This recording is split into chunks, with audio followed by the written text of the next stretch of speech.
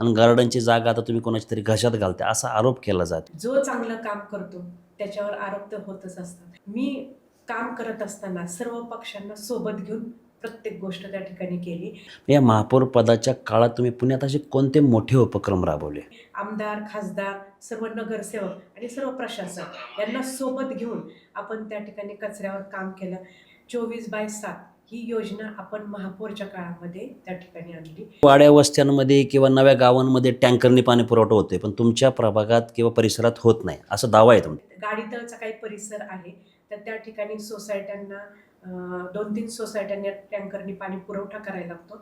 तुम्हाला दोनदा संधी मिळाली, 10 वर्षाचा प्रवास, याचा लाभ जनतेला झालाय का? बनकर परिवार हा राजकारण फक्त 10%, 90% समाजकारण. कोविड काळात तुम्ही गायब होता, काहीच काम केलं नाही. तिसऱ्यांदा निवडून येण्याचा आत्मविश्वास वाटतो का? राजकारण म्हटलं की हार जीत त्याच्यामध्ये असते, पण 100% आत्मविश्वास आहे.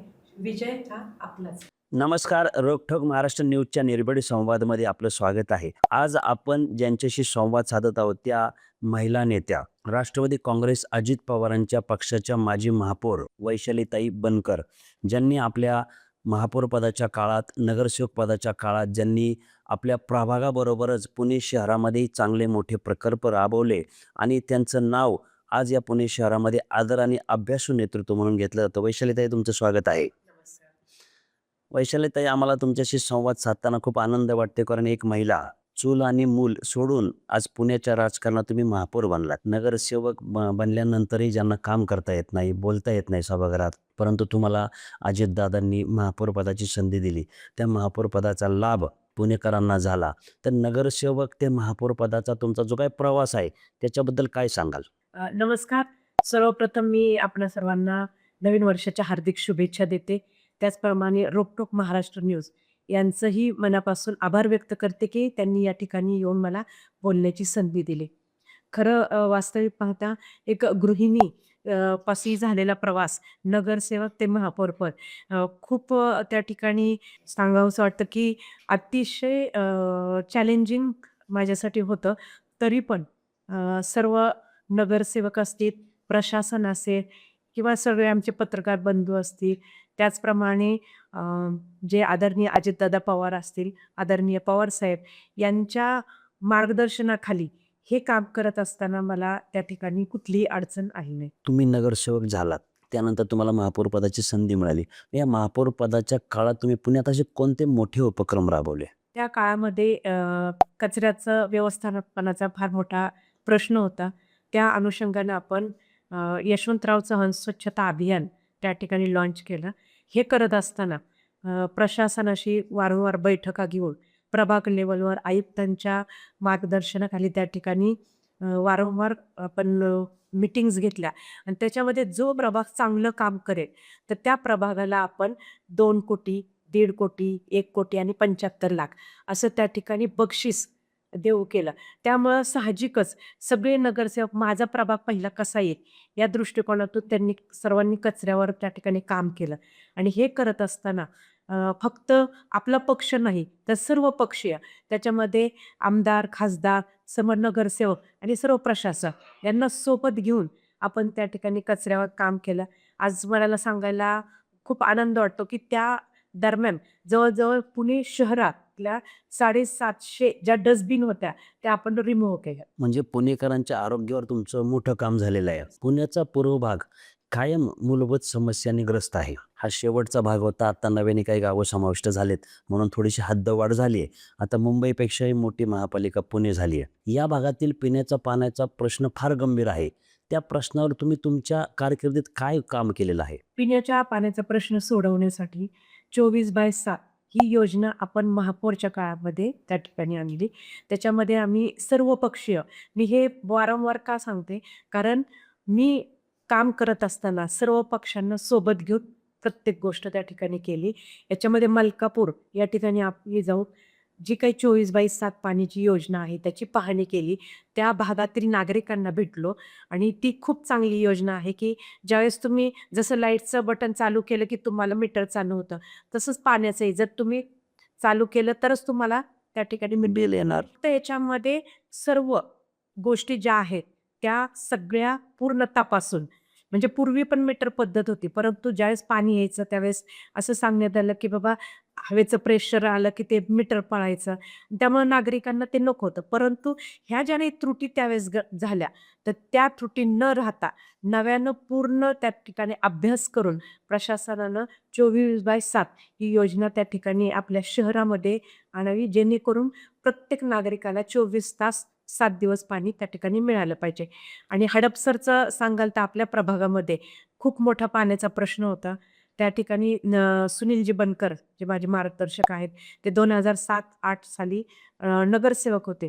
त्यावेळी त्यांनी महिलांना शब्द दिला होता, की तुमच्या डोक्यावरचा हंडा मी कायमस्वरूपी काय काढला आणि त्या दृष्टिकोनातून त्यांनी खूप प्रयत्न केले. राम टेकडीची टाकी असेल, तुकाई टेकडीची टाकी असेल. हां, तुकाई टेकडीची जी टाकी आहे, तर त्याच्यामध्ये कुठलंही मोठं भूमिपूजन न करता आयुक्तांच्या हस्ते त्याचं भूमिपूजन केलं आणि सांगायला आनंद होतो, की महापौरपद आपल्याला होतं.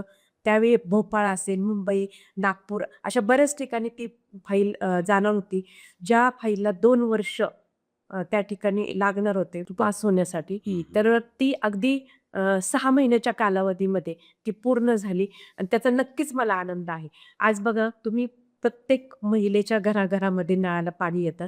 त्यामुळं सर्व महिला त्या ठिकाणी समाधानी आहेत आणि आजही आम्ही ज्यावेळेस प्रभागामध्ये फिरत असतो, त्यावेळेस त्या मला सांगतात, की आमचा पाण्याचा फार मोठा प्रश्न तुमच्या माध्यमातून त्या ठिकाणी सुटलेला आहे. म्हणजे आजही वाड्या वस्त्यांमध्ये किंवा नव्या गावांमध्ये टँकरनी पाणी पुरवठा होतोय, पण तुमच्या प्रभागात किंवा परिसरात होत नाही, असा दावा आहे तुमचा. नाही काही गाडीतळचा काही परिसर आहे, तर त्या ठिकाणी सोसायट्यांना 2-3 सोसायट्यांना टँकरनी पाणी पुरवठा करायला लागतो.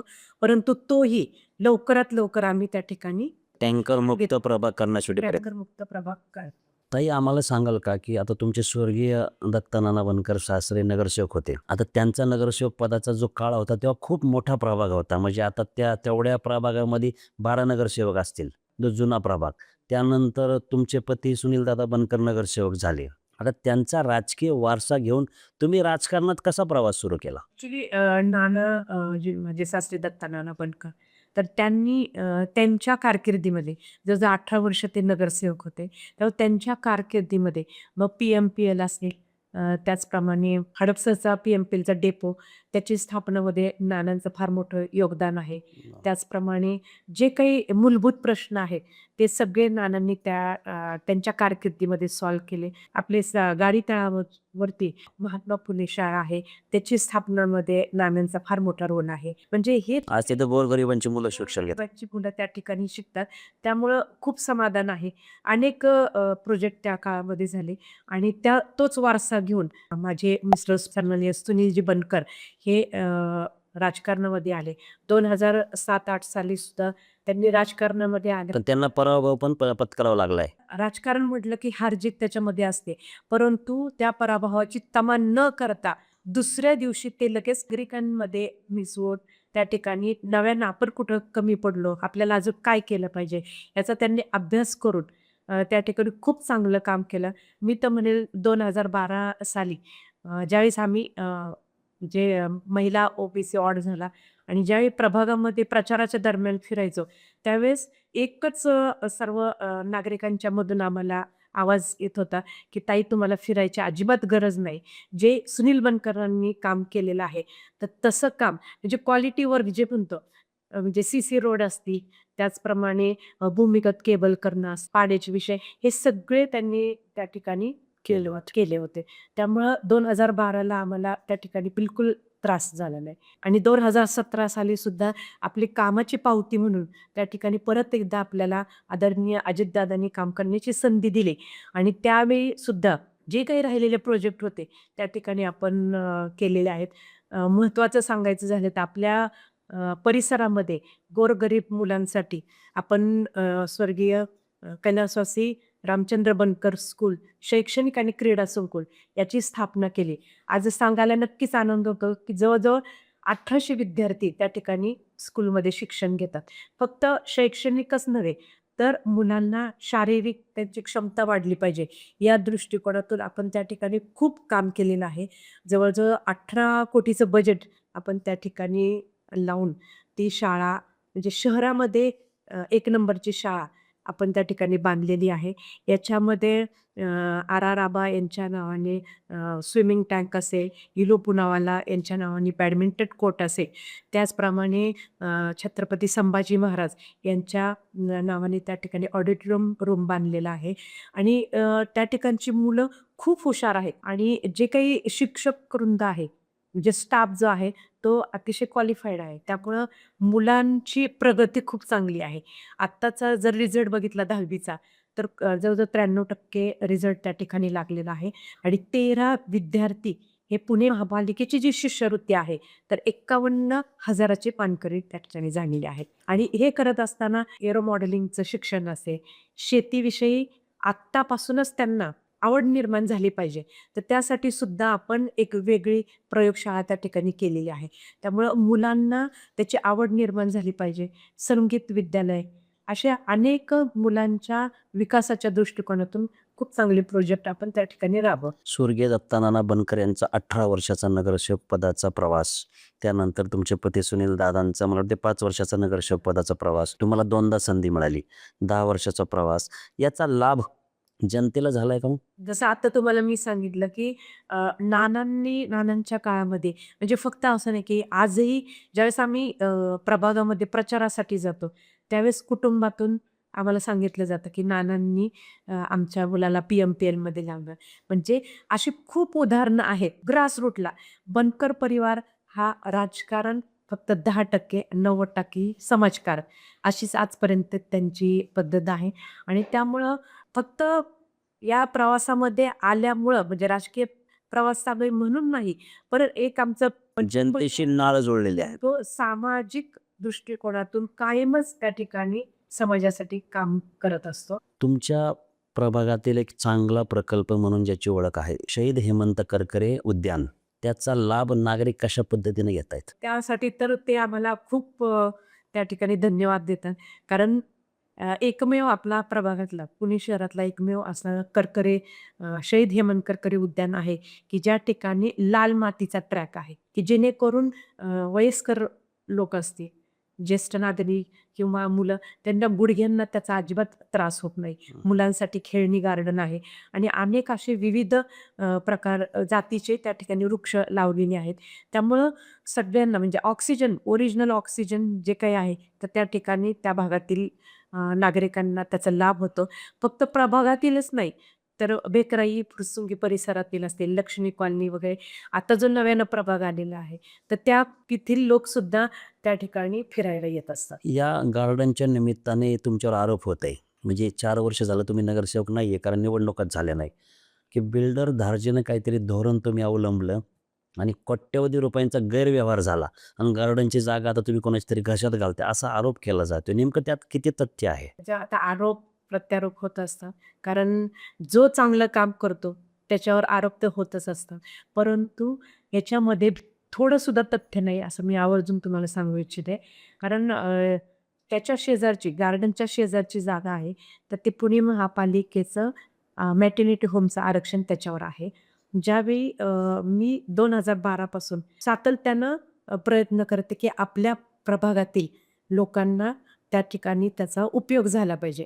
जरी मॅटर्निटी होमचं आरक्षण असेल तर मल्टीपर्पज म्हणजे सर्व सोयी-सुविधा युक्त असं हॉस्पिटल आपल्या या भागामध्ये झालं पाहिजे. कारण प्रत्येकालाच कारण स्लम भाग आपल्याकडे खूप जास्त आहे. साहेब मग जे हॉस्पिटल आहे तिथं प्रत्येकालाच येणं जमत नाही. तर आपल्या परिसरामध्ये सुद्धा हॉस्पिटल त्या ठिकाणी झालं पाहिजे. या दृष्टिकोनातून मी 2012 पासून त्या ठिकाणी फॉलोअप घेते. ती जागा इरिगेशनची आहे.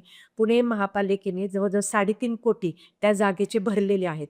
आयुक्तांच्या अध्यक्षतेखाली वरचेवर त्या ठिकाणी मीटिंग झालेली आहे आणि तो माझा महत्त्वाकांक्षी प्रोजेक्ट आहे. आता नव्यानं मला 2026 जी पुणे महापालिकेची निवडणूक होते त्याच्यामध्ये 16 प्रभागातून हडपसर सातवाडीमधून मला त्या ठिकाणी परत नेतृत्व करण्याची संधी आदरणीय अजितदादांनी दिलेली आहे आणि तो माझा महत्त्वाकांक्षी प्रोजेक्ट आहे आणि तो मी 100% मार्गी लावू. तो प्रोजेक्ट बिल्डरांच्या हितासाठी आहे का जनतेच्या हितासाठी? निश्चितपणे जनतेच्या हितासाठी. कारण तो महापालिकेचा प्रोजेक्ट आहे. महापालिकेचे जे प्रोजेक्ट असतात ते जनतेच्याच हितासाठी असतात. तर आता तुमच्या प्रभागात फिरत असताना वाहतूक कोंडीची समस्या आहे, भाजी मार्केटचा एक खूप मोठा प्रश्न आहे, कारण तिथं चारही बाजूनी पथारी व्यावसायिकांचं पुनर्वसन रखडलेलं आहे. तसेच प्रभागातील अनेक समस्या म्हणजे जुन्या ड्रेनेज लाईन झाल्या आहेत. या समस्या प्रामुख्याने तुम्हाला जाणवतात का? जाणवतात. याचं कारण असं आहे, की कोरोनाचा काळ होता.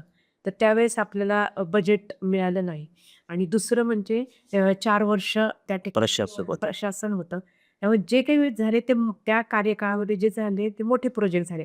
पण मेंटेनन्स वगैरे असेल किंवा ड्रेनेज लाईन ह्या गोष्टीकडे थोडंसं दुर्लक्ष केलं गेलं.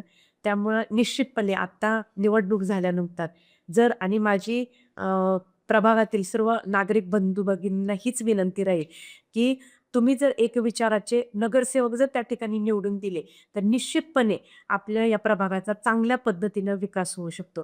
जर तुम्ही 4 वेगवेगळ्या विचारांचे नगरसेवक निवडून दिले, तर चांगला जर प्रोजेक्ट करायचा असेल, तर एक विरोध करतो, दुसरा सपोर्ट करतो.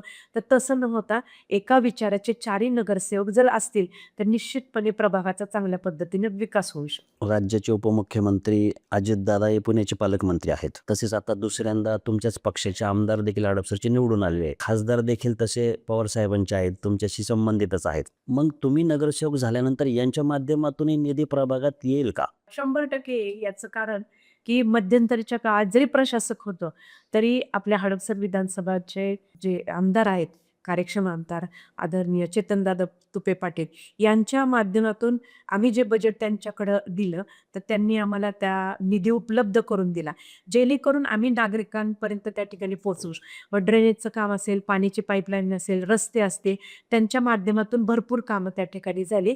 जेणेकरून आम्हाला नागरिकांपर्यंत जरी प्रशासक असलं, तरी आम्ही नागरिकांपर्यंत त्या ठिकाणी पोहोचू शकतो. म्हणजे सत्तेचा फायदा जनतेला होणार. 100% पश्चिम भागामध्ये चांगला विकास झालेला जाणवतो. सर्वपक्षीय नगरसेवक एकत्र येतात, भांडून निधी तिकडून येतात. मात्र पूर्व भागात तसं दिसत नाही. पूर्व भागावर अन्याय होतो सारखा निधीबाबत असं तुम्हाला वाटतंय का? मी जसं आता म्हटलं ना, की एक विचाराचे जर सगळे असतील, तर नक्कीच त्या ठिकाणी विकास होऊ शकतो. याचं जर उदाहरण द्यायचं असेल, तर महापौरच्या काळामध्ये जो ससाणे नगरचा अंडरपास म्हणजे ज्यावेळी आम्ही त्या दरम्यान प्रभागामध्ये फिरत होतो, त्याच लोकांची एकच मागणी होती ससाणे नगर भागातली, की ससाणे नगरचा वाहतुकीचा प्रश्न ताई सोडवा.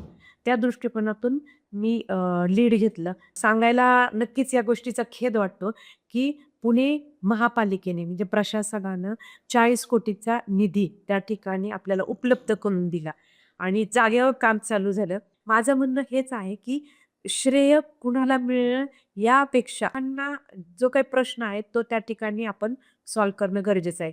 म्हणजे या ठिकाणी जे काही हे महत्त्वाचे प्रोजेक्ट आहेत त्याच्यासाठी सर्वांनी एकत्र आलं पाहिजे, हीच माझी भूमिका आहे. तुमच्या प्रभागात किंवा हडपसरमध्ये पाहता चोऱ्यांचं प्रमाण वाढलंय, अवैध धंदे आहेत किंवा महिलांच्या सुरक्षिततेचा प्रश्न आहे किंवा तरुणांच्या रोजगाराचा प्रश्न आहे. या प्रश्नांवर तुमची आता काय भूमिका राहील? नक्कीच याच्यामध्ये जे काही बेरोजगारी वाढलेली आहे, त्या दृष्टिकोनातून आम्ही बऱ्याच वेळा नोकरी महोत्सव घेतो. ज्या कंपन्या आपल्याकडे येतात, तर त्या कंपन्यांच्या माध्यमातून अ, अगदीच म्हणजे बेरोजगार राहण्यापेक्षा काहीतरी हाताला काम मिळालं पाहिजे, या दृष्टिकोनातून आम्ही सातत्यानं प्रयत्न करतो. याच्यामध्ये महिलांवर जास्त फोकस आहे, की सुनेत्रा महिला पतसंस्था ज्याची मी चेअरमन आहे आणि त्याच्यामध्ये सर्व आम्ही महिला सभासद महिलांची कमिटी आहे आमची आणि त्या दृष्टिकोनातून या महिलांना रोजगार हाताशी मिळाला पाहिजे. उद्योगाला तुम्ही कर्ज पुरवठा करता. भाजी जर व्यवसाय करायचा असेल, तरी त्यांच्याकडं 5,000 10,000 सुद्धा नसतात. मग त्या दृष्टिकोनातून त्या महिलांना त्या ठिकाणी रोजगार मिळाला पाहिजे. मग त्याच्यासाठी आम्ही त्यांना कर्ज उपलब्ध करून देतो, की जेणेकरून त्यांचं काम चालू राहतं. आता कोणी मशीन व्यवसाय करतं, त्यांना मशीन उपलब्ध करून देणं आणि या दृष्टिकोनातून महिलावर जास्त फोकस आहे. या महिलांचं सबलीकरण झालं पाहिजे, त्यांचं सक्षमीकरण झालं पाहिजे. या दृष्टिकोनातून केंद्र शासन असेल त्याचप्रमाणे राज्य शासन असेल, पुणे महापालिका असेल, या माध्यमातून ज्या काही योजना आहे, त्या योजना त्यांच्यापर्यंत पोहोचवून फक्त न पोहोचवता त्याचा लाभ त्यांना झालाय का नाही, याचं सातत्यानं आम्ही त्या ठिकाणी पाठपुरावा सातत्याने तुमच्यावर एक आरोप होतो. कोविड काळात तुम्ही गायब होता. काहीच काम केलं नाही आणि पूर्णपणे हे चुकीचं आहे. कारण मी आवर्जून सांगू इच्छिते, की आमच्या कोविड काळामध्ये आमच्या घरातले जवळ-जवळ 8 ते 9 जण त्या ठिकाणी त्यांना कोरोना झाला होता मी आणि सन्माननीय सुनीलजी बनकर सकाळपासून संध्याकाळपर्यंत त्या ठिकाणी ग्रासरूटला काम करत होतो. याच्यामध्ये सकाळी औषध फवारणी असायची. त्याचप्रमाणे 10 वाजता आमचे मेडिकल कॅम्प असायचे. जवळ-जवळ 200 ते 250 मेडिकल कॅम्प आम्ही वेगवेगळ्या ठिकाणी घेतले. स्लम एरियामध्ये स्वतः आम्ही त्या ठिकाणी मास्क वाटप असेल. त्याचप्रमाणे दुपारी 1:30 वाजता आपल्या घराच्या समोर त्यांना फूड पॅकेज ते द्यायचो. त्याचप्रमाणे गाडी तळावर त्या ठिकाणी जी वसाहत आहे, त्या ठिकाणी आपण फूड पॅकेज जवळ-जवळ आपण 2 महिने सातत्याने दिले. त्याचप्रमाणे 1 महिना त्यांना पूर्ण ह्याचं किट आपण दिलं. किराणा मालाचं किट दिलं. पण याच्यामध्ये फक्त एक आहे, की सरसकट न देता खऱ्या अर्थानं ज्यांना त्याची गरज आहे. मग तुम्हाला जाहिरात करायला जमलं नाही का? नाही, ह्याची जाहिरात आम्ही कधीही केली नाही. फोटो आजही माझ्याकडे आहेत. तुम्ही पाहिजे तेवढे फोटो मला मागतील तेवढे मी तुम्हाला देऊ शकते. एवढे फोटो आहेत. परंतु तो काळ जाहिरात द्यायचं नव्हतं. जाहिरातीचा नव्हता. त्या ठिकाणी कुठेतरी जन्म मरणाचा विषय होता. नाही. त्यांना आपली गरज होती आणि म्हणून कुठेतरी भावना त्यांच्या दुखावणं आज कुठेतरी त्यांना मी किट देतीये, त्याचा फोटो काढायचा, व्हायरल करायचा, हे बनकर परिवारानं आजपर्यंत कधी केलं नाही आणि इथून पुढच्या काळामध्ये सुद्धा करणार नाही. म्हणजे तुम्हाला पाहिजे तेवढे मी पुरावे देऊ शकते. आज गाडी तळावर पंटळ स्कूल असेल, त्याचप्रमाणे आपल्या रामचंद्र बनकर स्कूल आहे. त्या ठिकाणी आपण लोकांना CCC चालू करून दिलं. त्याचप्रमाणे इंजेक्शन लसीकरण मोहीम राबवली. मोठ्या प्रमाणावर राबवली. आजही तुम्ही पब्लिकमध्ये गेला तर ते 100% तुम्हाला ते सांगू शकते. म्हणजे एवढं आणि दुसरी महत्त्वाची गोष्ट, की हे करत असताना त्या लोकांच्या मध्ये जाऊन घाबरून लोकं बरेच त्या ठिकाणी गेले. मग त्यांना कुठेतरी आपल्याबद्दल आत्मविश्वास झाला पाहिजे. लोकांनी घाबरलं नाही पाहिजे. मग कुठेतरी त्यांना तो आत्मविश्वास वाढवण्यासाठी आम्ही शाळेत जाऊन त्यांच्यासाठी ऑर्केस्ट्रा, त्यांच्यासोबत जाऊन गाणी म्हणणं, हे सुद्धा आम्ही त्या ठिकाणी केलं. पण ह्या कोरोनाच्या काळामध्ये जी काही आम्ही कामं केली, ह्याचा आम्ही कुठेही जाहिरातबाजी देखावा केला नाही. देखावा केला. तुमच्या प्रभागामध्ये खूप मोठ्या प्रमाणात स्लम एरिया झोपडपट्ट्या आहेत. मग झोपडपट्ट्यांचे प्रश्न असतील किंवा इतर प्रश्नांसंदर्भात तुमचं निवडून आल्यावर काय विजन असणार आहे? त्याच्यामध्ये टॉयलेटची विषय आहे. महिलांच्या टॉयलेटचे विषय. तो पहिला प्रश्न मार्गी लावणार आहे. खरं वास्तविक पाहता स्लम एरियामध्ये ज्या मुली आहेत, तर त्यांचंही शिक्षण झालं पाहिजे. त्या दृष्टिकोनातून कायमस्वरूपी त्यांना शिक्षणाचं महत्त्व पटवून देणं, शिक्षण घेऊन आपापल्या पायावर उभं राहिलं पाहिजे आणि ही काळाची खरी गरज आहे. पूर्वी काय झालं, यापेक्षा आता नव्यानं आपल्याला ती संधी आहे. आज क्रांतीज्योती सावित्रीबाई फुले यांच्या माध्यमातून जे काही मी तुमच्यासमोर बोलते तर खऱ्या अर्थानं त्याचं सर्व श्रेय त्यांना जातं. त्यामुळं मी त्यांना खऱ्या अर्थानं खूप धन्यवाद देते आणि महिलांनी, मुलींनी कुठेही पाठीमागं न राहता त्या ठिकाणी शिक्षणाच्या माध्यमातून पुढं आलं पाहिजे. कारण खूप मोठ्या वाटा शिक्षणाच्या आहेत. त्याचा लाभ त्यांनी घेतला पाहिजे. स्लम एरियातला प्रत्येक नागरिक हा चांगल्या पद्धतीनं त्याचं जीवनमान उंचवावं, या दृष्टिकोनातून इथून पुढच्या काळाचे प्रयत्न राहते. अजितदादा पवारांनी किंवा राष्ट्रवादी काँग्रेसने तुमच्यावर पुन्हा तिसऱ्यांदा विश्वास दाखवलाय. समोर पण तुमच्या समोर तगडं आव्हान आहे. कारण भाजपमधून उमेदवार आहेत, दोन्ही शिवसेनेतून उमेदवार आहेत, काँग्रेसमधून उमेदवार आहेत, काही अपक्षही असू शकतील. मग तुम्हाला तिसऱ्यांदा निवडून येण्याचा आत्मविश्वास वाटतो का? 100% आहे. जर मला आदरणीय अजितदादा पवार जे महाराष्ट्राचे उपमुख्यमंत्री आहेत, त्यांनी जर मला तिसऱ्यांदा ही काम करण्याची संधी दिली, तर ही माझ्या कामाची पावती आहे. त्यामुळे मला 100% आत्मविश्वास आहे. विजय हा आपलाच. विरोधकांचं आव्हान नाही असं वाटतंय? बिलकुल नाही. मोठ्या प्रमाणात पैशांचं वाटप झालं तर? नाही, लोक कामाचा विचार करतात. त्यांना आमच्या कामाची पद्धत माहिती आहे आणि ज्यावेळेस आम्ही फिरतोय त्यावेळेस आम्हाला माहिती आहे, की तुमचं काम चांगलं आहे. त्यामुळं 100% तुमचा विजय निश्चित आहे. तुम्ही केलेली प्रभागातील विकास कामं असतील किंवा तुमची बनकर कुटुंबाची एवढ्या वर्षांची परंपरा असेल. आता तुमचे सहकारी पण अनुभवी आहेत. योगेश ससाणे असतील किंवा वर्षा पवार जरी नवख्या असल्या तरी त्यांची राजकीय पार्श्वभूमी स्ट्रॉंग आहे. तसेच कमलेश कापरे यांची पण राजकीय पार्श्वभूमी स्ट्रॉंग आहे. तुम्हाला असं वाटतं पूर्ण पॅनल निवडून येईल? 100% कारण याचा आत्मविश्वास मला यासाठी आहे, की राष्ट्रवादी काँग्रेस पक्ष हा कायम विकासाचे काम करणारा आहे. आणि महत्त्वाचं म्हणजे शाहू फुले आंबेडकरांच्या विचाराचा हा पक्ष आहे. सातत्यानं म्हणजे अजितदादांची कामाची पद्धत आपल्या सर्वांना माहिती आहे. आधी केले आणि मग सांगितले. कुठलं जर काम हाती घेतलं, तर ते मार्गी लावणारच. आज तुम्ही पाहिलं असेल, की हडपसरमध्ये सुद्धा ज्यावेळेस दादांची व्हिजिट असते, त्यावेळेस ते 5:30-6 ला सुद्धा त्या ठिकाणी व्हिजिटला येतात. चारही उमेदवार म्हणजे योगेश बापू ससाणे असतील, वर्षाताई असतील किंवा कमलेश असेल, तर त्यांच्या घरामध्ये हा राजकीय वारसा आहे, समाजकारण आहे.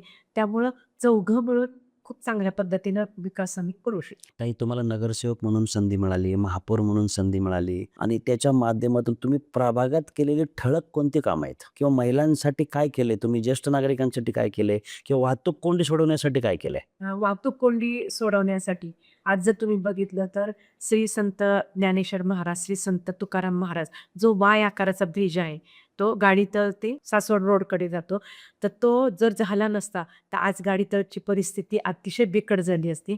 तो एक आपल्या माध्यमातून त्या ठिकाणी झालेला आहे. आज सासवड रोडचं रुंदीकरण असेल, त्याचं सुशोभीकरण असेल, पालखी मार्ग. पालखी मार्ग जो आहे, तर तो आपण त्या ठिकाणी केला. त्याचप्रमाणे पुणे शहरातली पहिली आपण जी कन्सेप्ट राबवली, ही पालखी मार्ग असल्यामुळं आपण जे मुरवेल्स त्या ठिकाणी पालखी Murals बसवले. लावलेली आहे. ज्या मार्गावरून लाखो लोक त्या ठिकाणी जातात, त्या ठिकाणी फोटो सेशन करतात. एक वेगळं फील त्या ठिकाणी प्रसन्न रस्त्यावर वातावरण. हां, प्रसन्न वाटतं. आणि दुसरं महत्त्वाचं म्हणजे महिलांसाठी कायमच मी त्या ठिकाणी सातत्यानं वेगवेगळे उपक्रम राबवले. याच्यामध्ये 2012 साली आपण सावित्रीबाई फुले यांच्या नावानं महिला भवन पाडलं आणि त्या ठिकाणी अनेक अशा महिला, हजारो महिलांनी त्या ठिकाणी प्रशिक्षण घेतलं. याच्यामध्ये शिलाई काम असेल किंवा पाककला असेल, रांगोळी, मेहंदी हे सगळे प्रशिक्षण त्या ठिकाणी रोजगारासाठी काम झाले. साठी आपण ते उपलब्ध करून दिलं.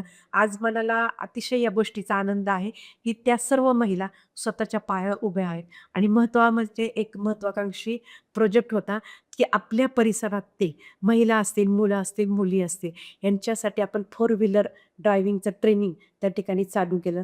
त्याच्यामध्ये सुद्धा ज्यावेळी महिला ड्रायव्हिंग करायला लागल्या, त्यावेळेस त्यांना सुद्धा स्वतःवर विश्वास बसला नाही. यार मी स्वतः फोर व्हीलर चालवते.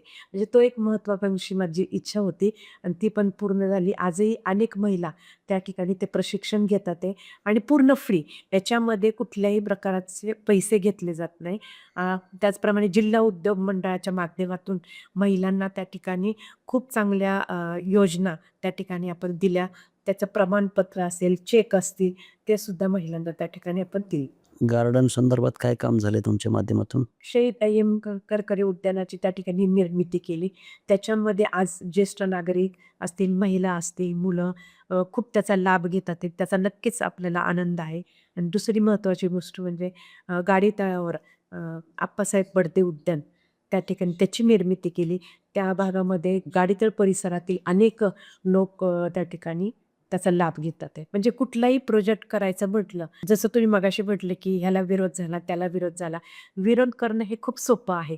परंतु एखादा प्रोजेक्ट जर आपल्या भागामध्ये आणायचा असेल, तर त्या ठिकाणी निधीची तरतूद करणं, त्याचप्रमाणे तो प्रोजेक्ट आणण्यासाठी जे परिश्रम घ्यायला लागतात, ह्याची त्यांना जाण नसते. त्यामुळे हे महत्त्व आपल्याला माहिती आहे. त्यामुळे नक्कीच जे काही आत्तापर्यंत आपल्या प्रभागामध्ये असेल, शहराच्या माध्यमातून जे काही कामं झाली, तर निश्चितच त्याच्यामध्ये मी समाधानी आहे. हजारो प्रवासी तुमच्या प्रभागातून रोज ये-जा करत असतात. पी-एम-पीचा प्रश्न आहे, एस-टी स्टँडचा प्रश्न आहे, बेकायदा लक्झरी बसेसचा प्रश्न आहे. तर या प्रवाशांसाठी तुमच्या माध्यमातून काही झालंय का?